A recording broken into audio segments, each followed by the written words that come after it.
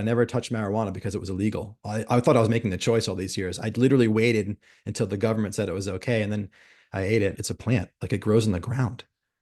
It's this thing comes out of the earth, and then there's like some overarching conceptual authority that says you can't touch that. It's okay, I'm not going to touch that because it's illegal. And I never realized how much I was living to a concept that was living in my mind and in the world that cut me off from something that was so natural and available and abundant.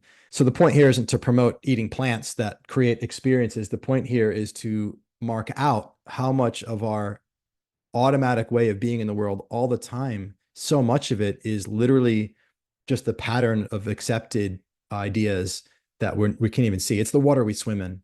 I've shared many times my favorite quote by Adebayo Akomolafe, where he says, marriage, which was the removal of the slave from the control of the master of the slave plantation, was not preceded by honesty or truth telling, but by creative deception and a refusal of the epistemological narrative of the master.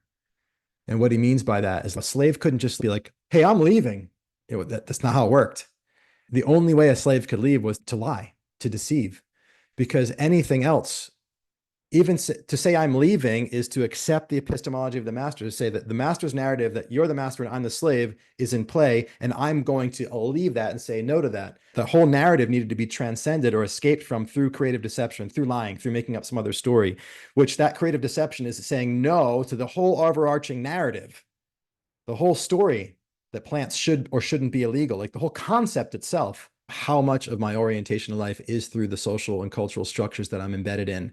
I've been continuing to practice to look for what are the ideas that I'm living within that I don't even realize it. They may be functional, they may be useful, I may be in agreement with them, but I'll be able to see them. And as I see them, and then I have choice and I extricate myself from them, I get a little bit more free to stretch my arms and try different things and explore and experiment.